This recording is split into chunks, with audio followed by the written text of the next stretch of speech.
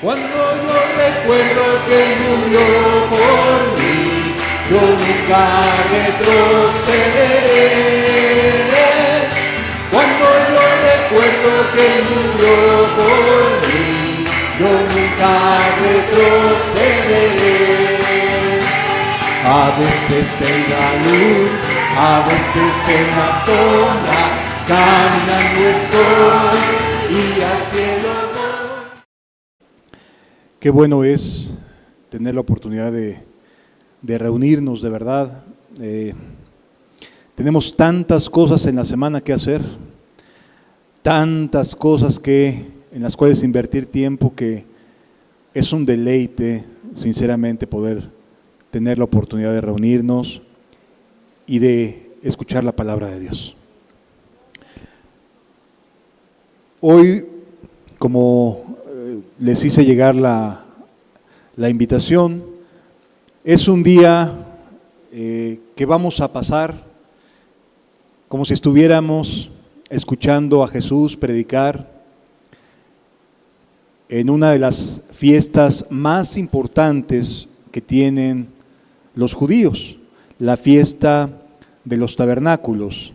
Si me acompañan, vamos a leer juntos en la Biblia, en el Evangelio de Juan, capítulo 7. Evangelio de Juan, capítulo 7, a partir del versículo 1.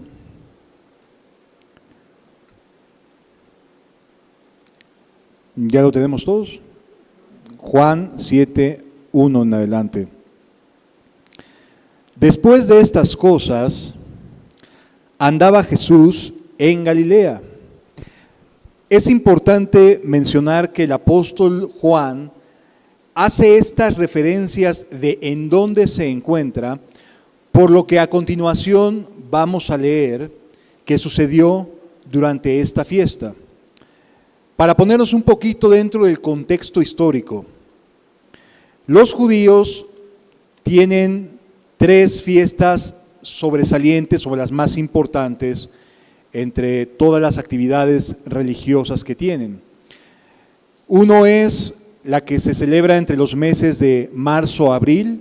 Recordemos que es meses luna llena, no meses como nosotros lo conocemos en el calendario ya cristianizado, sino a través de las lunas, cuando empezaba la luna nueva y terminaba con la luna llena, era como ellos manejaban sus meses. Así que para los judíos un mes empieza a lo que nosotros llamaríamos mediados de mes, cuando normalmente la luna empieza en su luna nueva y va creciendo la luz reflejada del sol. Pues bien, de marzo a abril es la fiesta llamada Pesaj o Pascua, ¿sí? Entre los meses de mayo y junio, la siguiente fiesta es la llamada fiesta de las primicias o de el Pentecostés, ¿sí? Es su segunda fiesta anual. Y la tercera fiesta anual que tienen es entre septiembre y octubre. Después de que inicia su año nuevo, porque los judíos inician su año nuevo en septiembre, terminando su año nuevo, inicia la fiesta llamada de los tabernáculos. En los capítulos 5 de Juan, nos encontramos a Jesús predicando, o mejor dicho, yendo a una fiesta, una de estas fiestas, previa a la fiesta de los tabernáculos, que es donde vamos a estudiar y vamos a leer ese día con Jesús. ¿Por qué resulta importante? Porque en la fiesta anterior Jesús sanó al paralítico de Betesda en un día de reposo. Y eso generó un ambiente muy anti Jesús. Es decir, generó entre las personalidades, entre los líderes religiosos, un ambiente de antagonismo total respecto a Cristo. Porque le pidió a aquel que había sido sanado que tomara su lecho y se fuera de donde lo había sanado. Y cuando él va con su lecho ya sanado, lo miran los líderes religiosos en un día de descanso, en un día de reposo, y lo llenan de advertencias y le preguntan quién te mandó a hacer esto. Y entonces él les dice, pues quien me sanó me dijo que lo hiciera. Y entonces los líderes religiosos, opacados por las obras y las maravillas que Cristo hacía, se llenaron de enojos, se llenaron de celos. Y para la siguiente fiesta, la de los tabernáculos, que es la que vamos a leer, ya hay un ambiente muy anti Jesús, ya no lo quieren ahí, y sobre todo porque, como vamos a ver, la gente empieza a debatir si será él el Mesías o no. Y eso pone de muy mal humor el liderazgo religioso, porque para ellos Jesús venía de Galilea, y de Galilea no iba a salir el Mesías, ignorando las Escrituras y el poder de Dios, que Jesús nació en Belén de Judea, ¿sí? Pero estaban ya muy enojados. Así que lo que vamos a leer a continuación, ya el ambiente es un ambiente muy complicado, muy difícil, muy hostil a Jesús, y con todo Jesús se mantiene buscando ayudar a los que lo necesitaban. Entonces en el capítulo 7 iniciamos: después de estas cosas andaba Jesús en Galilea, pues no quería andar en Judea porque los judíos procuraban matarle. No era poca cosa, no era una amenaza así de, ay, te va a ir mal. No, era una amenaza de muerte la que tenían sobre Jesús, porque desde el punto de vista religioso, Jesús no respetaba la ley de Moisés. Había sanado a un hombre que tenía 18 años de estar paralítico o más, de sanarlo, y lo había mandado a su casa recogiendo su lecho. Para los judíos era un agravio, porque estaba haciendo un trabajo que no debía hacer en el día de reposo. Pero él estaba obedeciendo a Jesús. Así que respetuosamente para la religión, no me interesa porque Jesús me sanó. Él me levantó después de años de que nadie se preocupó por mí. Por lo tanto, ¿a quién le quiero hacer caso? ¿A los que me dicen qué debo hacer, qué no debo hacer? ¿O a aquel que tuvo misericordia de mí y me levantó para caminar a su lado? Así que Jesús se había ganado la hostilidad entre los líderes religiosos. Versículo 2. Estaba cerca la fiesta de los judíos, la de los tabernáculos, entre los meses de septiembre, octubre, mediados de septiembre, mediados de octubre. Y le dijeron sus hermanos consanguíneos, los hijos de José y de María, le dijeron, porque ellos no creían en él, le dicen lo siguiente: sal de aquí y vete a Judea. Imagínense cuánta tirria, cuánto celo, cuánto enojo tenían los hermanos, la familia misma de Jesús contra él, quizás por toda la serie de señalamientos que comenzó a recibir la familia cuando empezó Jesús su ministerio.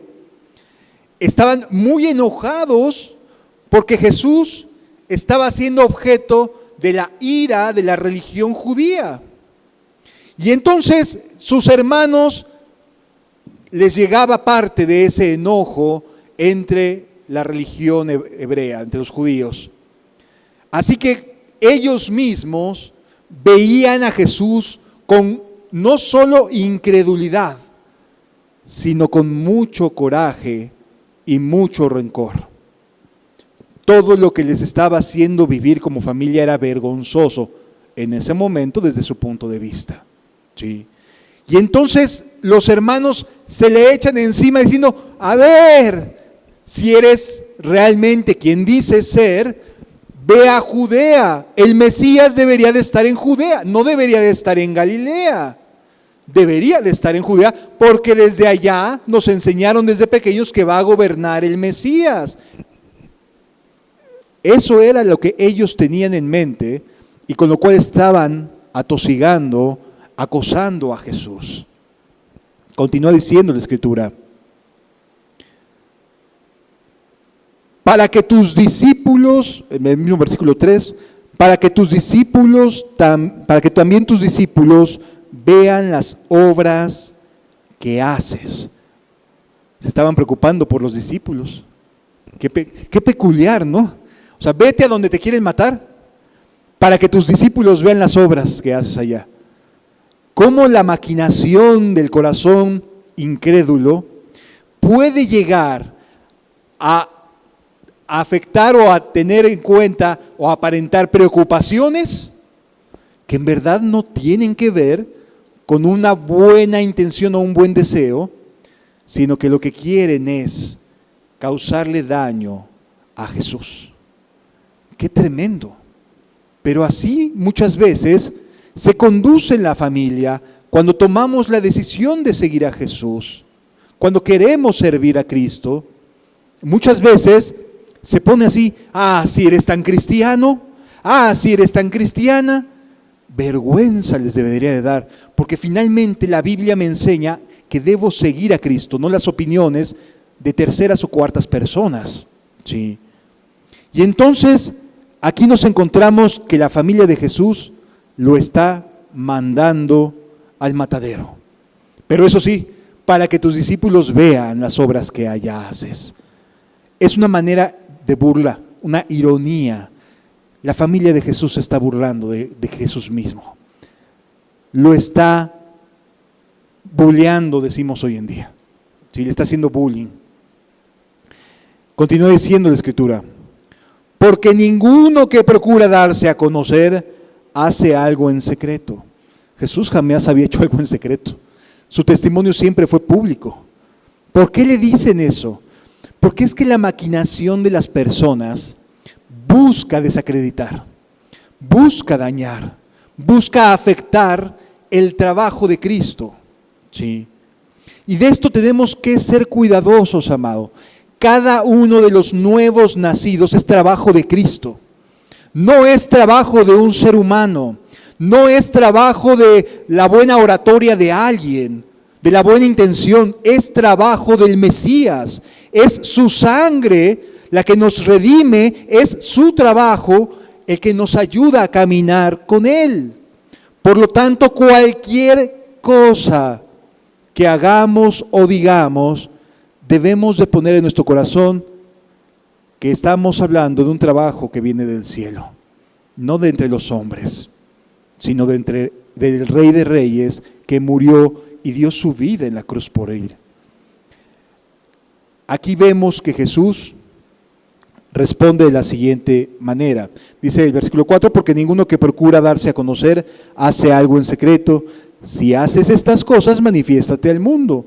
Cosa que sí iba a hacer, pero no por quienes lo estaban incitando a hacerlo, sino porque es parte de su llamado a salvarnos de la maldad. Porque ni aun sus hermanos creían en él, dice el versículo 5. Ni aun sus hermanos creían en él. Y cuando alguien es incrédulo, tienden a burlarse, a atacar, a menospreciar, etc. ¿Sí? Versículo 6. Entonces Jesús les dijo: mi tiempo aún no ha llegado. El tiempo para ir a la cruz. Jesús sabía que su tiempo aún no había llegado. Le faltaban algunos meses, porque probablemente la siguiente Pascua, el siguiente año, es el de la crucifixión. Le faltaban algunos meses, pero su tiempo aún no había llegado. Pero les dice: mas vuestro tiempo siempre está presto. Es decir, siempre están los seres humanos a la merced de cuando Dios dice: hasta aquí contigo, ya no más. Y se acabó la vida. Y no importa qué tanta buena salud podamos tener, no importa cuánto podamos cuidarnos, con cuánta diligencia cruzamos una avenida cuando el semáforo se pone, cuando Dios dice se acabó, pasa un loco y te toca. Es decir, no hay nada que no podamos decir, nuestro tiempo siempre está presto. en cualquier momento nos toca. Sí. Así le responde Jesús: vuestro tiempo siempre está presto. No puede el mundo aborreceros a vosotros. Ahora, déjame decirte una cosa. Se los está diciendo a sus hermanos, y entre ellos hay dos de los que tenemos carta el día de hoy en la Biblia. Es decir, este no era su momento, no era su tiempo de creer. De hecho, era su tiempo de estar siendo acosadores de su hermano. ¿Sí? Se los está diciendo a ellos. Entre ellos estaba Simón, Jacobo, después llamado Santiago. Y estaba Judas, que para muchos es el menor de los hermanos de Jesús. Y tenemos la carta de Santiago y la carta de Judas incluidas en la Biblia. Es decir, los dos hermanos de Jesús que están en la Biblia están aquí incluidos en esta advertencia que Jesús hace. Y esto es importante aprender a entenderlo, porque muchas veces somos muy dados a pensar: no, nunca van a entender. No, están completamente cerrados. No se les va a abrir el entendimiento de ninguna manera. Bueno, hay dos de entre estos que Jesús advierte que después van a creer. Y van a ser uno de ellos pilar en la iglesia de Jerusalén. ¿Sí? Así que, amados, no perdamos la fe en hacer todo el bien que venga a nuestra mano a hacer, porque Dios se va a glorificar siempre. Su palabra no vuelve a Él vacía jamás. Pero estaban entre estos en ese momento, diciendo: ándale, imagínate ahí a Jacobo, que después hace su carta a las 12 tribus en la dispersión. Ahí estaba diciendo: ve, sube, ándale. Y ahora lo vemos a la luz de Santiago, de la carta a Santiago, y dices: Señor, cuánta misericordia y bondad tuviste. No me mataste en ese momento pudiéndolo haber hecho, Señor. Me diste vida cuando no lo merecía. Continúa diciendo la Escritura: subid vosotros, dice más, a mí me aborrece porque yo testifico de él que sus obras son malas. Subid vosotros a la fiesta, yo no subo todavía a esa fiesta, porque mi tiempo aún no se ha cumplido. Y habiendo dicho esto, se quedó en Galilea. Jesús no subió en el momento que se lo dijeron, subió después. Versículo 10. Pero después que sus hermanos habían subido, entonces él también subió a la fiesta, no abiertamente, sino como en secreto, de manera discreta. Y le buscaban los judíos en la fiesta y decían: ¿dónde está aquel? ¿Porque lo amaban mucho? No, porque le traían ganas para apedrearlo. Tenían ganas de apedrearlo. No es que lo estuvieran buscando porque tuvieran interés en su predicación, sino porque querían arrojarle 2 o 3 piedras sobre él. Y había un gran murmullo acerca de él entre la multitud. Ya se había generado, imagínense una fiesta donde hay miles de personas, y ya se había generado un ambiente de ¿quién es Jesús? O sea, ¿qué debemos de pensar de él? ¿Qué debemos de suponer que es él?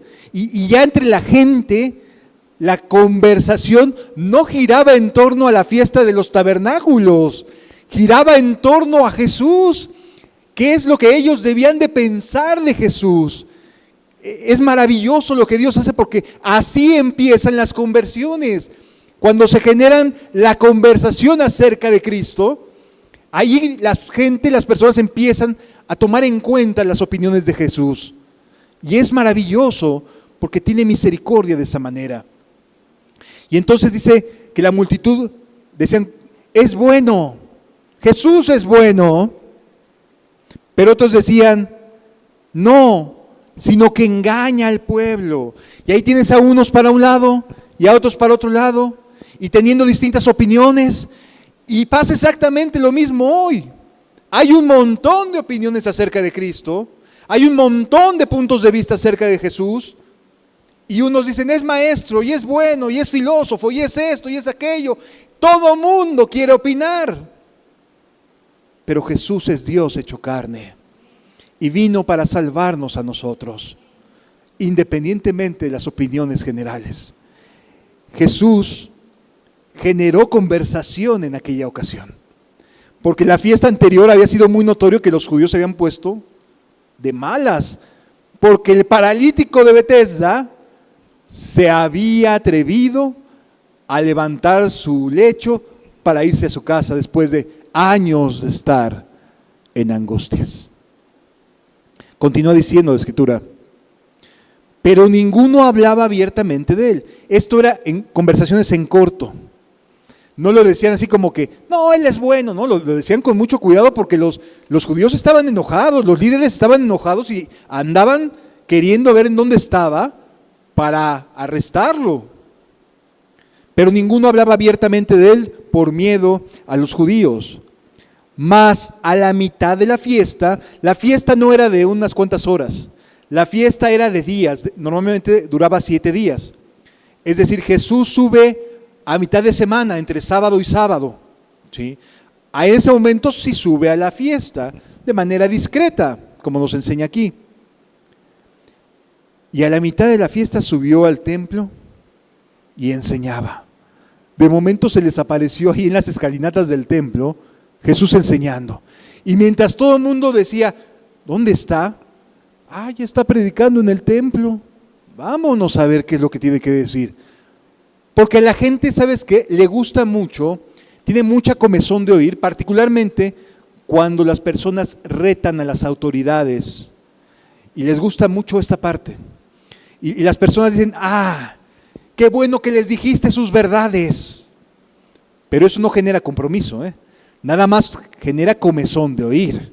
Les gusta, pero no se comprometen con Jesús. Y así la gente decía, les dijo sus verdades a los fariseos. Por fin alguien levanta la voz y les llama hipócritas, generación de víboras. Por fin alguien se atreve a denunciar sus malas prácticas. Y entonces la gente se emocionó y allí iba con Jesús. Continúa diciendo la Biblia. Jesús le respondió y dijo, dice el versículo que enseñaba, versículo 15, y se maravillaban los judíos diciendo, ¿cómo sabe este letras sin haber estudiado? Y es que, amado, la manera en la que se educaba en aquella época era porque te educabas a los pies de algún erudito. Eran las escuelas de los grandes eruditos las que acreditaban la educación de las personas. Si desde niño te llevaban a la escuela del rabino Nicodemo, crecías a los pies de Nicodemo. Pablo, su escuela fue Gamaliel. Y entonces las cartas credenciales de los principales líderes servían para darle valor a la educación de una persona. Jesús no creció a los pies de ningún rabino. No creció a los pies de ninguno de estas instituciones vivientes de educación religiosa y teológica, sino que Jesús creció de manera independiente y eso ellos no lo podían entender. ¿Cómo es posible que alguien que no está acreditado desde el punto de vista religioso sepa hablar Biblia, sepa hablar la Torah, sepa expresar las verdades que hablaron los Moisés y los profetas? Eso era algo que les causaba choque a los líderes religiosos. ¿Cómo es que sabe él estas letras sin haber estudiado? Y la respuesta es porque creció a los pies del Padre. La doctrina, dice, Jesús respondió, mi doctrina no es mía, sino de aquel que me envió. Mi doctrina no es mía, sino de aquel que me envió. El que quiera hacer la voluntad de Dios, y esto es importante entenderlo, no el que quiera aprender acerca de la voluntad de Dios, porque no solo se trata de aprender, el que quiera hacer, el que quiera vivir de acuerdo a la voluntad de Dios, conocerá si la doctrina es de Dios o si yo hablo por mi propia cuenta. Y aquí Jesús nos enseña una diferencia bien valiosa, amado. El creyente lo es porque quiere hacer la voluntad de Dios y aprende la doctrina de Cristo porque quiere hacerla, no solo porque quiere llenar su mente, su cabeza, de cosas que aprender acerca de Dios, sino porque quiere aplicarla, quiere ver de qué manera se puede vivir de acuerdo a las palabras de Cristo. ¿Sí? Y entonces continúa diciendo la Escritura, versículo 18. El que habla por su propia cuenta, su propia gloria busca. Pero el que busca la gloria del que le envió, este es verdadero y no hay en él injusticia. ¿No os dio la ley, no nos dio Moisés la ley y ninguno de vosotros cumple la ley? ¿Por qué procuráis matarme? Y esto hace enojar a la multitud. Y les dice, demonio tienes y crees que nos vamos a manchar las manos con tu sangre. Casi les dicen. Dice, respondió la multitud y dijo, demonio tienes, ¿quién procura matarte? O sea, vemos cómo la gente que estaba ahí ya está irritada. No le está gustando lo que está oyendo. ¿Por qué? Porque Jesús está poniendo y los está llamando falsos creyentes. Ahora bien, después de esto no lo vamos a leer todo el capítulo porque lo que me interesa que nos metamos de lleno es en el capítulo 8. Jesús continúa debatiendo con la gente. La gente empieza a saber, ¿será este el Cristo? Es decir, ve cómo le llama y cómo contiende y cómo habla a los líderes religiosos, de tal manera que la gente comienza a entrar en choque, decir, bueno, ¿quién es este que se les pone el tú por tú a los fariseos, cuando son los líderes, los que tienen los conocimientos, etcétera? Y de ahí nos vamos encauzando hacia el día siguiente. Capítulo número 8, por favor, a partir del versículo 1. Después de este día, cada uno se va a su casa con más preguntas que respuestas en su mente. ¿De qué se trata todo esto? ¿Qué es este hombre que habla y lo entendemos? Que habla y le cachamos lo que nos está queriendo decir. Y Jesús se fue al monte de los olivos. Allá pasó la noche Jesús.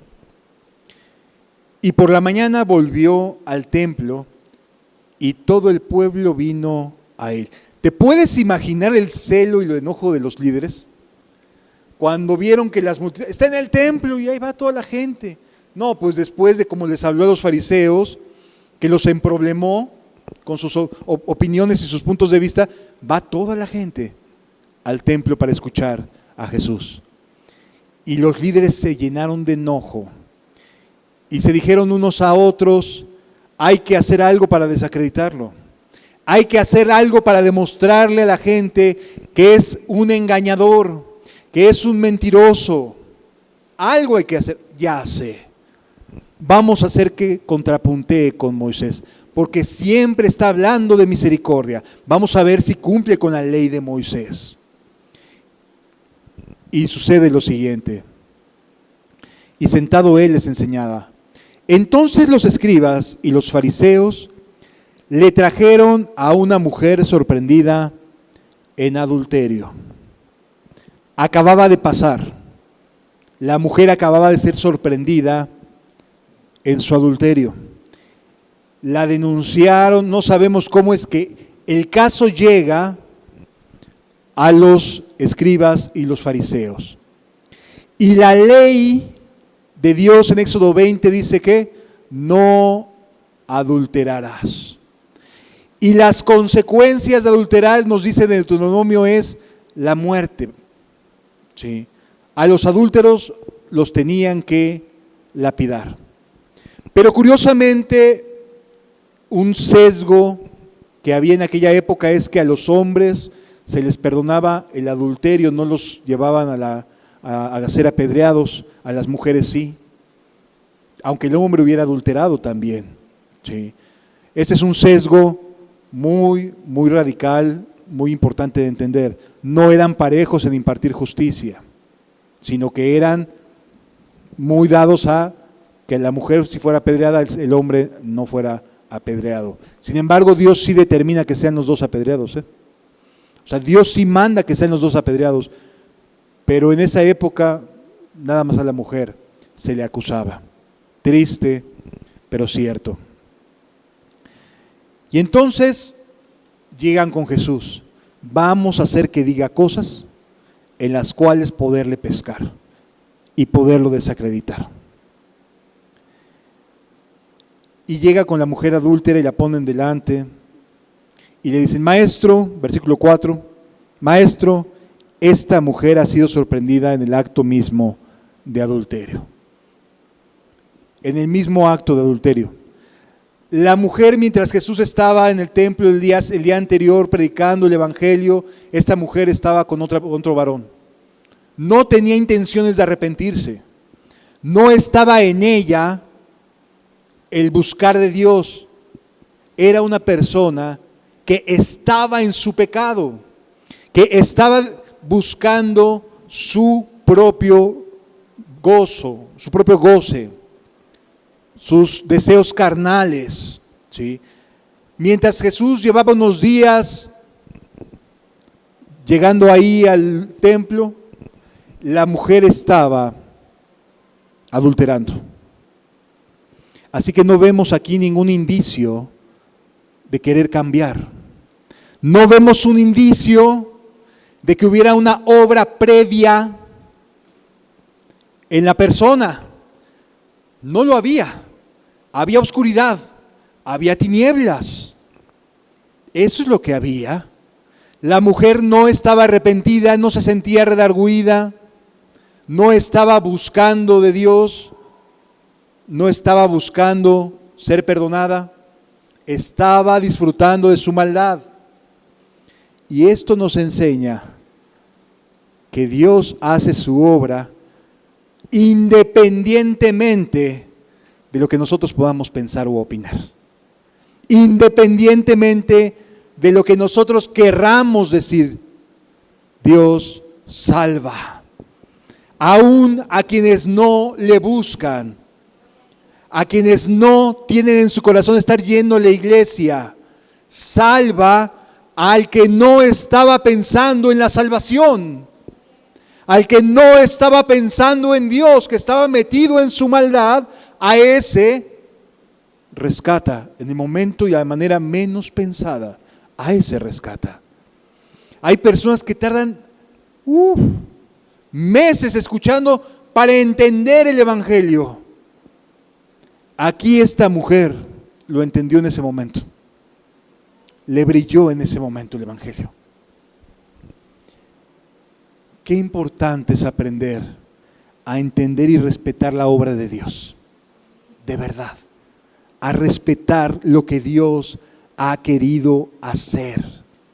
Esta mujer no buscaba nada de Dios. La sorprendieron en el mismo acto de adulterio.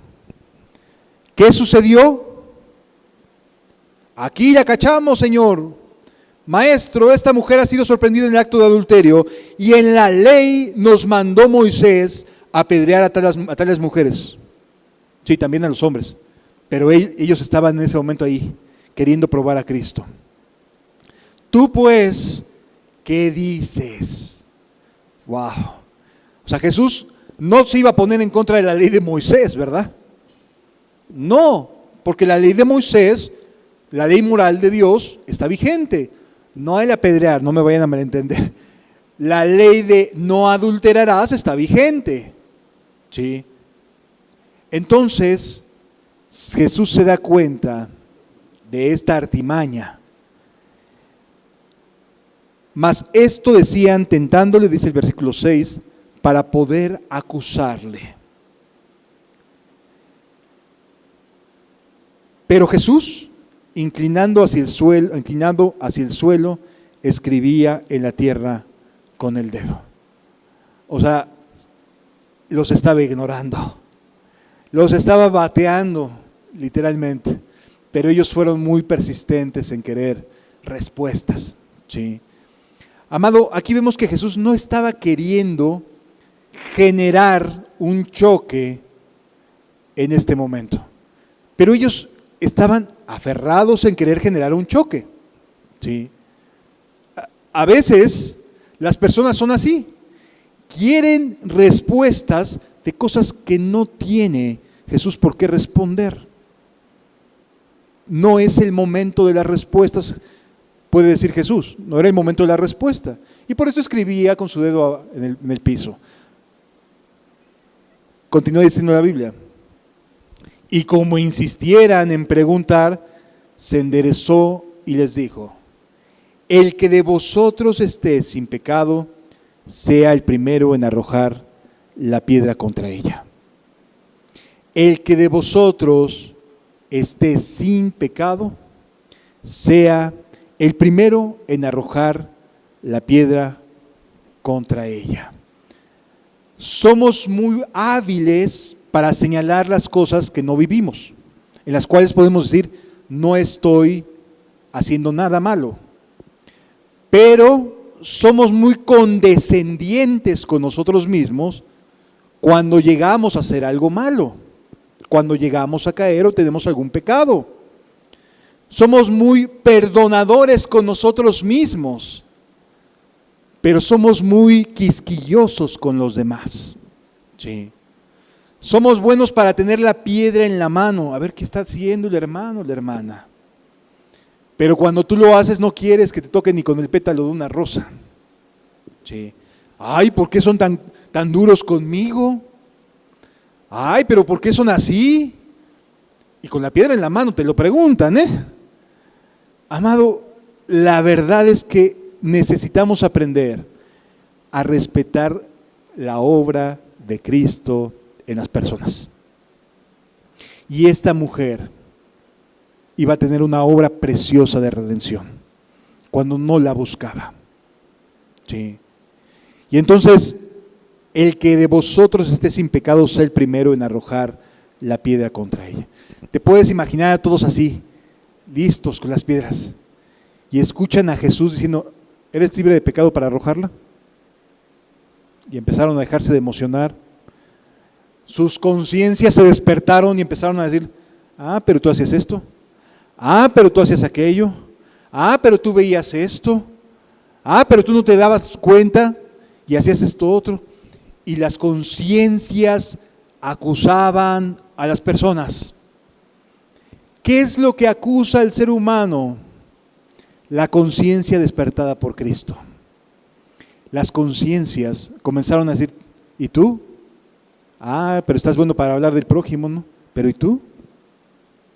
Es decir, se empezaron a sentir mal. E inclinándose de nuevo al suelo, siguió escribiendo en tierra. Pero ellos, al oír esto, acusados por su conciencia, salían uno a uno, comenzando desde los más viejos hasta los postreros, y quedó solo Jesús y la mujer que estaba en medio. Él sí podía haberla apedreado, amados. Él no había pecado. Jesús no tenía pecado y pudo haberla apedreado. Pudo haberla sentenciado. Pudo haber ejecutado la ley de Moisés. Pero decidió perdonarla. Ella buscaba el perdón, amado. Apenas estaba pecando hace unos días. Ella buscaba a Dios. Estaba pecando, estaba disfrutando de su maldad. No estaba buscando a Dios. No estaba pensando en Jesús. Ni siquiera le generaba el mismo ruido de los demás de ¿será bueno, no será bueno? Ni siquiera eso. Ella estaba sumergida en su maldad. Y aquí se cumple lo que está escrito en el profeta Isaías cuando dice que los que no me buscaban, les salía al encuentro. Y a los que no preguntaban por mí, les dije: heme aquí, heme aquí.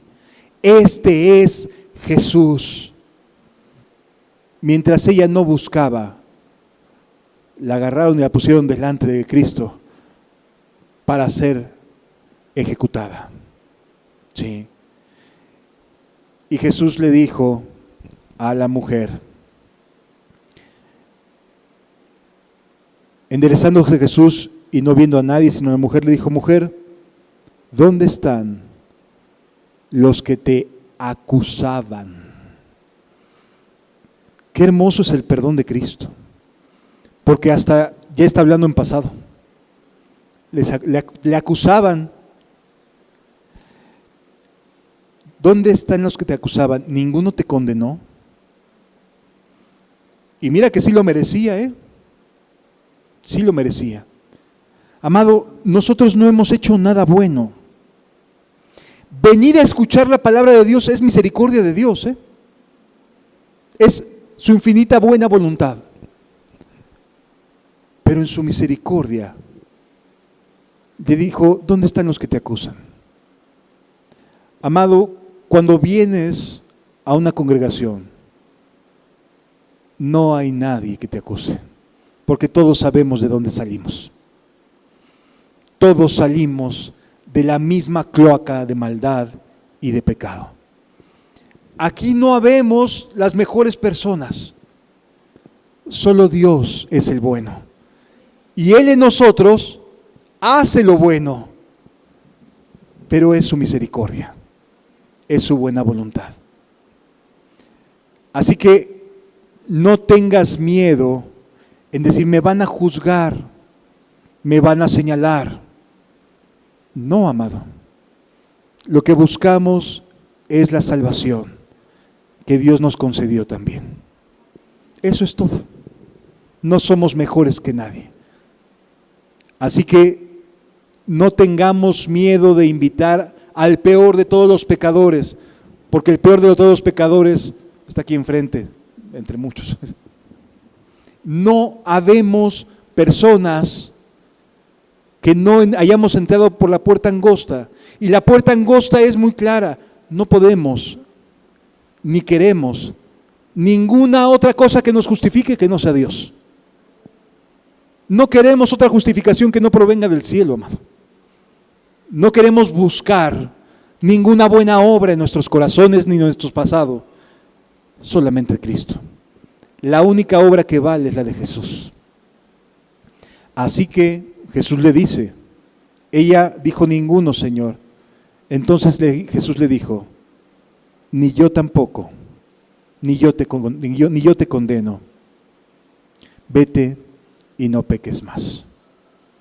Recibió un perdón que no buscaba, pero que estaba consciente de que era pecadora, por supuesto que sí. Que estaba completamente segura de lo mal que le había ido en su vida, sí. Que estaba haciendo cosas que no eran correctas, sí. Y a lo mejor así estás. Has vivido haciendo cosas que no son correctas y lo sabes. Y sabes que no te ha ido bien. Y sabes que muchos te han señalado y muchos te han dicho, no hay para ti la salvación de Dios. ¿Pero qué crees? Aquí nadie te condena, ni siquiera Jesús. Por el contrario, el Rey de Reyes y Señor de Señores te dice, yo no te condeno, yo tampoco voy a condenarte. Y no porque no tenga autoridad, porque el único que estaba ahí sin pecado era Cristo. Vete y no peques más. Jesús no estaba vacilando ni le estaba prometiendo algo que no pudiera hacer. El perdón de Dios es tan grande, tan maravilloso, que te genera un estado de gratitud tan grande, tan verdadero, que puedes decir, ya no quiero pecar nunca más. No quiero volverlo a hacer, Señor. Estuve a punto de morir y Él me perdonó. No solo estuve a punto de ser apedreada por la justicia local, sino que estaba a punto de pasar a la eternidad, sentenciada a la justicia eterna. Y Jesús fue a la cruz por ella. ¿Por qué la pudo perdonar Jesús y no cumplir en ese momento, lo pongo así entre comillas, la ley que dice que se debía apedrear a los adúlteros. ¿Por qué no sufrió esa sentencia? Porque Jesús iba a pagar por ella. El pecado de esa adúltera iba a la cruz. Él iba a morir en su lugar. Por lo tanto, Él tiene toda la autoridad para poder perdonar pecados. Toda la autoridad. Y cuando en casa de Simón de Pedro le dijeron, ¿tú quién eres para perdonar pecados? Él tiene toda la autoridad para decir, el Hijo del Hombre tiene autoridad para perdonar pecados. Jesús es el único que tiene autoridad para perdonar tus pecados. El único. La buena noticia es que quiere perdonar tus pecados. Quiere que vuelvas a empezar. Quiere que vuelvas a nacer. No quiere que sigas siendo la misma persona, ya no. La buena noticia es que no tienes nada más que hacer. Créele. Créele. Y verás la luz de Cristo. Créele y volverás a nacer. Créele y serás santificado. Créele y tu nombre estará escrito en el libro de la vida. A eso vino, a buscar y a salvar a los que no lo merecemos. Al malvado, al que no tiene nada bueno que ofrecerle. Ese perdón es para ti, si quieres creer. Ese perdón te limpia. Y su limpieza no es pasajera, no es momentánea. De verdad, te hace una nueva persona. Te hace una nueva criatura. Amado, amada, yo sé que muchas veces te has preguntado, ¿por qué no puedo dejar de ser malo? ¿Por qué no puedo dejar de hacer esto? ¿Por qué no logro vencer mi carácter? ¿Por qué no logro vencer esto o aquello? Si conocieras el don de Dios, si conocieras a Jesús, si alcanzaras a creer en Él, podrías vencer aquello que no puedes vencer en tus fuerzas. Más adelante, versículo 30 dice, hablando Él estas cosas, muchos creyeron en Él. Dijo Jesús entonces a los judíos que habían creído en Él, si vosotros permaneciereis en mi palabra, seréis verdaderamente mis discípulos. Antes de conocer la verdad, necesitamos el perdón de Dios. Necesitamos el elemento más importante para ser discípulo de Jesús, es ser perdonado por Jesús. Si vosotros permaneciereis en mi palabra, seréis verdaderamente mis discípulos. La característica principal de un discípulo de Jesús es que permanece en su palabra. Y conoceréis la verdad. Permanecer en Jesús, permanecer en su palabra, nos hace conocer la verdad. Y hay una característica de la verdad. Hace libres a las personas.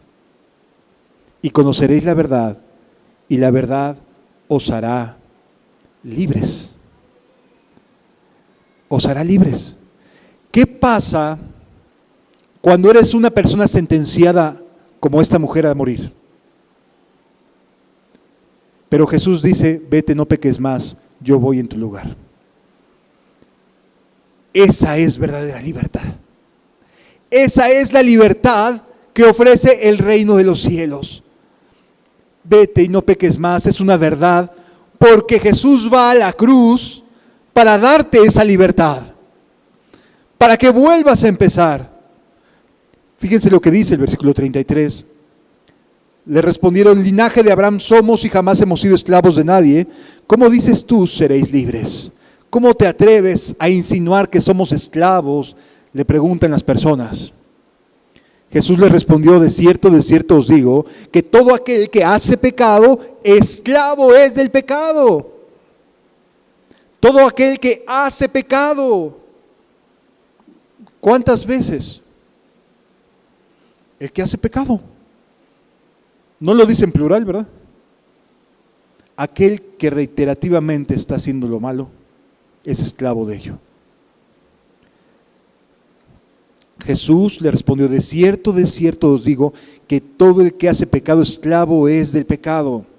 Y el esclavo no queda en la casa para siempre. El Hijo sí queda para siempre. Así que si el Hijo os libertare, seréis verdaderamente libres. Ahora entendemos por qué puede decirle a la mujer, vete y no peques más. Porque Jesús hace verdaderamente libres a los seres humanos. ¿De qué? Del pecado. Dios no quiere una vida llena de cosas de que avergonzarse. Quiere una vida en santidad. Amado, esta mujer no se esperaba este cambio tan radical, pero fue transformada. La pregunta no es si nosotros estamos listos, nadie está listo. Más bien hay que preguntarnos, ¿le creemos a Jesús? Porque Él dijo, ni yo te condeno. ¿Le crees? Pero es que he sido muy malo, sí, pero Jesús pagó. Pero es que he sido muy pecador, sí, pero Jesús pagó. Vete y no peques más, ya no lo vuelvas a hacer. Y si el Hijo os libertare, seréis verdaderamente libres. ¿Qué pasa con las personas que no le creen a Jesús? Les molesta este mensaje, les irrita, los incomoda, los hace enojarse. ¿Y sabes cómo termina esta conversación? Vayamos al versículo 48. Respondieron entonces los judíos y le dijeron, ¿no decimos bien nosotros que tú eres samaritano y que tienes demonio? Son los mismos, es el mismo diálogo con los judíos que habían creído en él. Pero les irritó tanto que les llamara esclavos del pecado. Les molestó que Jesús ofreciera una verdadera libertad. ¿Por qué? Es que cada uno predica o cada uno habla de cómo le va en la feria, amados. Así decimos en México. Cada uno habla desde su propia vida, desde lo que ha vivido. Y cuando en un lugar no han vivido verdadera libertad del pecado, ¿qué crees que es lo que van a predicar? Que se siga en él, que no pase nada. ¿Y qué sucede cuando viene este evangelio de libertad de Cristo? Agarran piedras para callarlo. Fíjense lo que dice la Escritura. Respondió Jesús, yo no tengo demonio, antes honro a mi Padre y vosotros me deshonráis. Pero yo no busco mi gloria, hay quien busca hay quien la busca y juzga. De cierto os digo que el que guarda mi palabra nunca verá muerte. Nos saltamos un poquito más y dice la Escritura, Abraham vuestro padre se gozó de que había, versículo 56, perdón. Abraham vuestro padre se gozó de que había de ver mi día, y lo vio y se gozó. Entonces le dijeron los judíos, ¿aún no tienes 50 años y has visto a Abraham? Jesús les dijo, de cierto os digo, antes de que Abraham fuese, yo soy. Les está diciendo, soy Dios. ¿Y cómo reaccionaron ellos? Ya estaban bastante irritados. Tomaron entonces piedras para arrojárselas. Pero Jesús se escondió y salió del templo y atravesando por en medio de ellos se fue. Esas piedras que eran para la mujer adúltera, las volvieron a agarrar para querer apedrear a aquella que habían ido a escuchar. ¡Qué increíble! Porque lo que escucharon iba en contra de su carne. Porque lo que escucharon no les gustó, porque vivían justificados en su pecado. vivían diciéndose y engañándose a sí mismos: somos judíos, hijos de Abraham. No tenemos necesidad de libertad. ¿Esto de qué hablas? No sé de qué hablas. Y Jesús les dice: sí sabes, el que hace pecado, esclavo es del pecado. Y el esclavo no queda en la casa para siempre. El hijo sí queda en la casa para siempre. Así que esta libertad que Jesús ofrece es verdadera. Que irrite al pecador, por supuesto que irrita al pecador, porque no quiere dejar su maldad. Y va a irritar, pues sí, va a ponerlo de malas. ¿Hasta qué punto? Estos agarraron piedras para arrojárselas a Jesús. Así que, amado, ¿qué clase de vida es la que verdaderamente quieres tener con Cristo? ¿La del religioso que tiene fe en que es descendiente de Abraham, conforme a la carne? ¿O el que Jesús promete y perdona y promete una verdadera libertad? ¿De quién quieres ser discípulo? ¿Del que santifica y libera del pecado? ¿O de los que se creen descendientes de Abraham y religiosos y que no creen que sus pecados les afecten? ¿De quién quieres ser discípulo? ¿De Jesucristo, el que hace verdaderamente libre?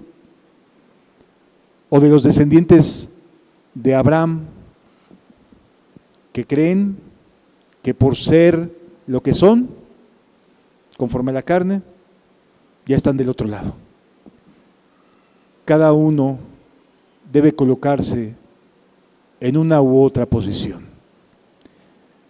Pero si queremos ser discípulos de Jesús, tenemos que ponernos de rodillas como la mujer adúltera, sabiendo que somos sentenciados y que solo Jesús y solo Él es capaz de perdonar pecados. Les invito a que cerremos nuestros ojos, por favor. Padre, tú conoces nuestros corazones y nos has traído con un propósito.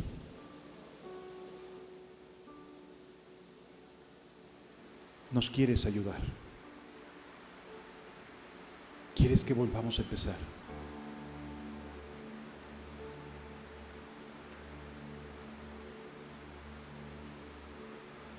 Deja que Dios, que Jesús te hable realmente. Él sabe todo lo que has vivido. Él sabe las noches de llanto que has tenido. Te ha visto sufrir, angustiarte. Deja que toque tu corazón.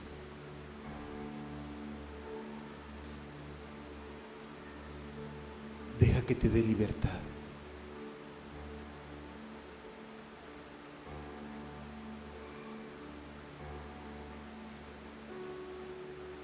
Tú escuchaste la voz de mi súplica cuando más necesitaba de ti. Tus oídos estaban abiertos y tus ojos miraban a mí. No te trajo para condenarte, te trajo para volver a empezar. Tú escuchaste la voz de mi súplica cuando más necesitaba de ti. Tus oídos estaban abiertos y tus ojos miraban a mí.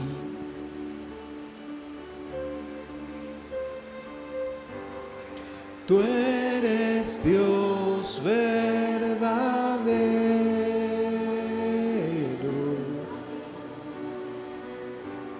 tú eres fiel y verás.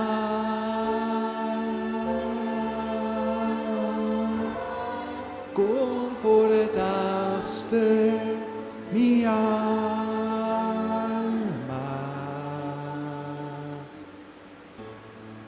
mi consuelo y mi paz.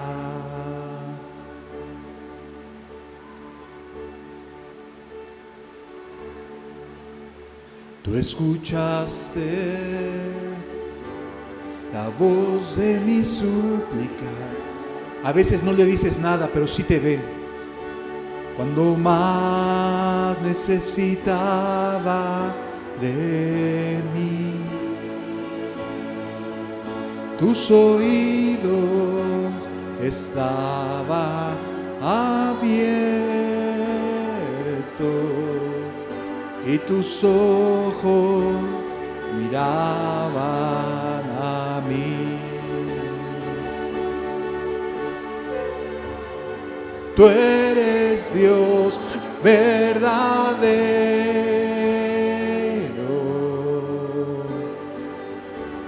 tú eres fiel y veraz.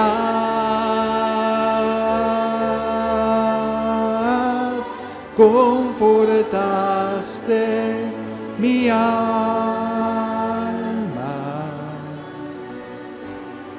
mi consuelo y mi paz. En mi vida camino tranquilo, pues yo sé que tú cuidas de mí.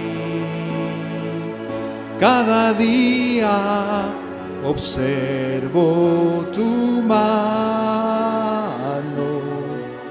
y tu tierno cuidado por mí. Tú eres Dios verdadero,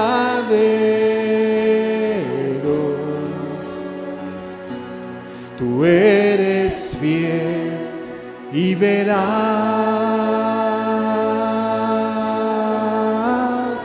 Confortaste mi alma,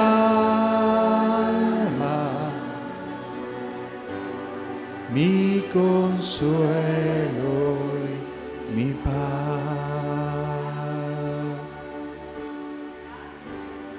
Tú eres Dios verdadero,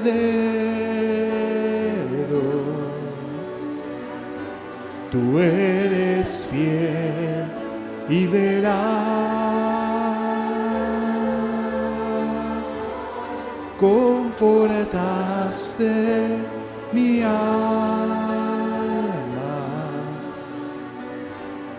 mi consuelo,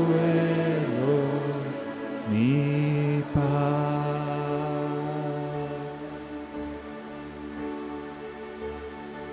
Gracias, Jesús.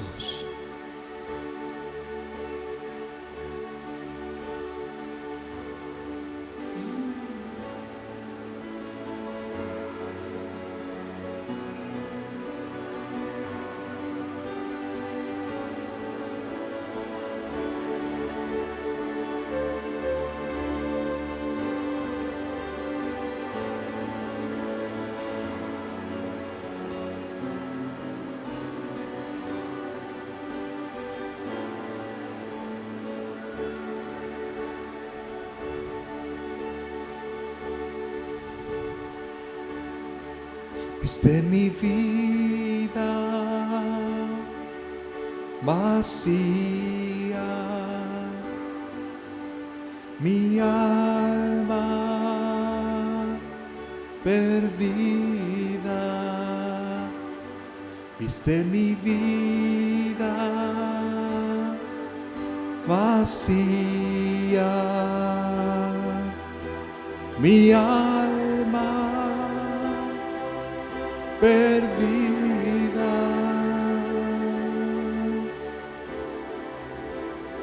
¿Cómo agradecerte tan grande obra? ¿Cómo agradecerte lo que hiciste por mí? Tú viniste a mí,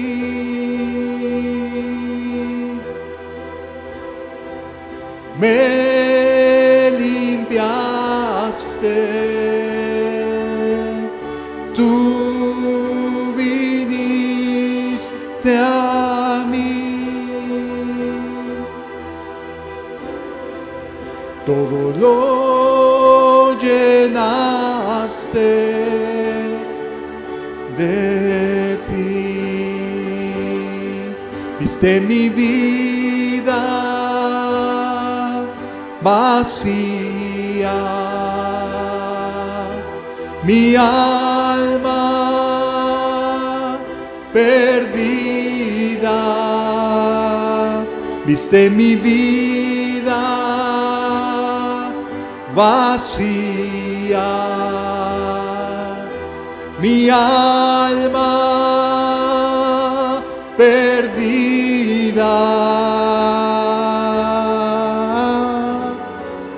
¿Cómo agradecerte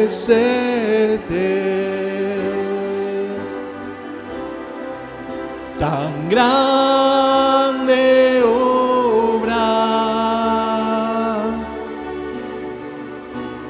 ¿Cómo agradecerte lo que hiciste por mí? Tú viniste a mí,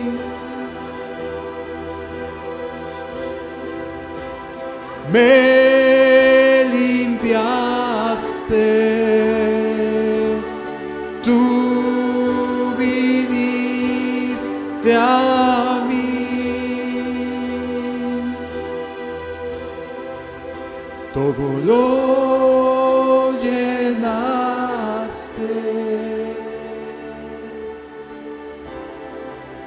todo lo llenaste,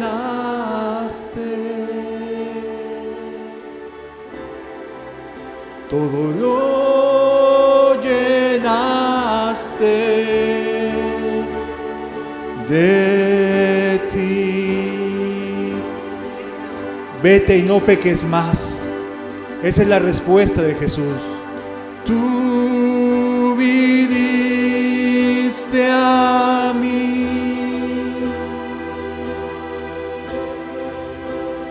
me limpiaste, tú viniste a mí, todo lo llenaste, todo lo llenaste, Jesús, de ti,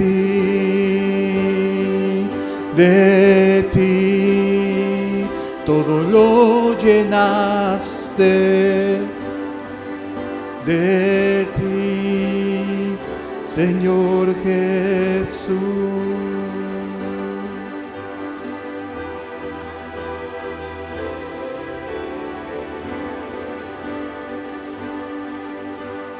Tú viniste a mí,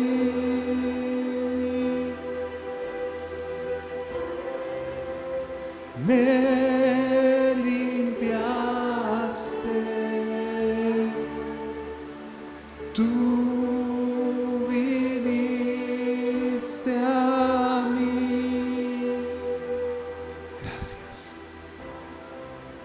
todo lo llenaste.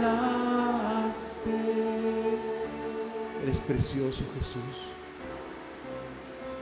Todo lo llenaste, todo lo llenas,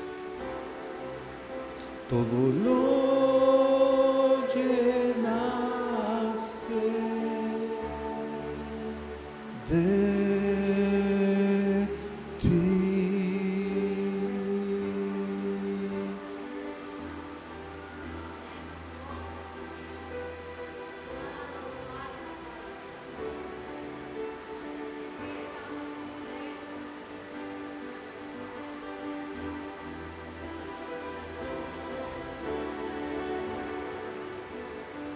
Te amamos porque tú nos amaste primero, Señor.